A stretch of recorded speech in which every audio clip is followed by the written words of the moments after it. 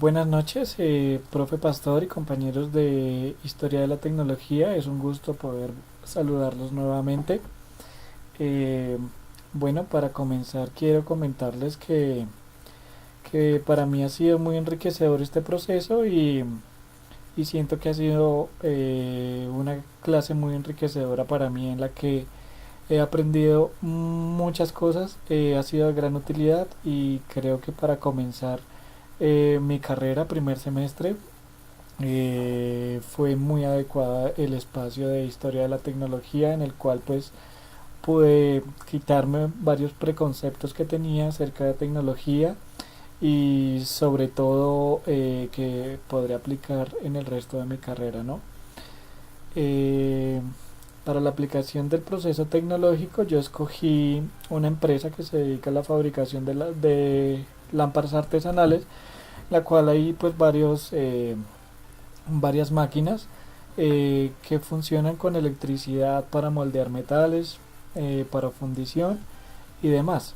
La máquina que yo escogí que me pareció muy interesante para trabajar es la prensa hidráulica.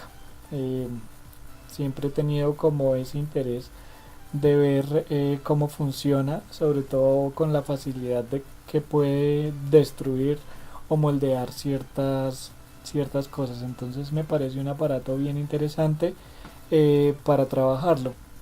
Entonces, bueno, entrando en materia, voy a explicar un poquito acerca de la prensa hidráulica, que pues es una máquina que puede ejercer hasta 100 toneladas de fuerza por centímetro cuadrado.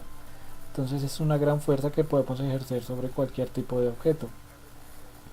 En esta empresa pues la utilizan para moldear metales, para troquelar también la utilizan, ejerce una gran fuerza sobre un metal, teniendo en cuenta un troquel que ponen encima y esto pues va troquelando el metal según las necesidades del cliente, porque allí no solamente manejan objetos predeterminados, por decirlo así, sino que si el cliente necesita algún artefacto, allá lo pueden construir fácilmente pues con toda su maquinaria que tienen dispuesta para ello, ¿no? Eh, bueno, la prensa al ejercer esta fuerza es capaz de deformar cualquier metal, como ya lo había dicho, y cualquier gráfico gracias al troquel que se crea previamente. Entonces vamos con la reseña del inventor. El inventor de esta máquina fue Joseph Bramah, es el padre de la prensa hidráulica. Él es un mecánico inventor que nació en Gran Bretaña en el año 1748. Curiosamente fue hijo de un granjero y fue el segundo de cinco hermanos, ¿verdad? Después de recibir la educación primaria, él se dedica a labores de la granja de su padre, pero pues allí desafortunadamente sufre un incidente que le rompe un tobillo y lo deja prácticamente lisiado de por vida.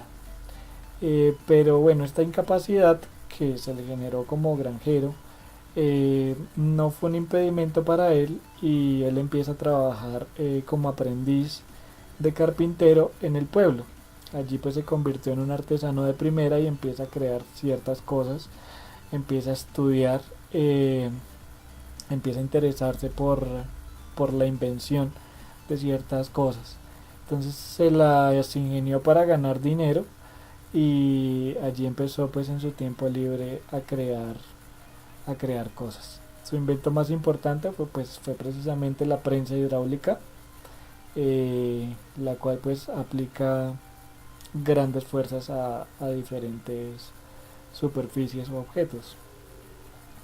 Eh, ¿Cómo funciona la prensa hidráulica? Básicamente se compone de dos tubos paralelos, uno más grueso que otro, en el que esto está lleno de un fluido hidráulico, puede ser agua, puede ser otro tipo de fluido dependiendo de la prensa, ¿verdad? Y estos dos tubos están compuestos por pistones que lo que hacen es empujar el líquido para que, teniendo en cuenta el tubo más pequeño, es decir, hay un tubo grande como se los muestro acá en la gráfica, Hay un tubo pequeño y otro más grande. Cuando ejercemos una fuerza en el tubo pequeño, gracias a los pistones, empujamos el líquido, y esto lo que hace es transformar una pequeña energía, una pequeña fuerza en una gran fuerza en el tubo grande.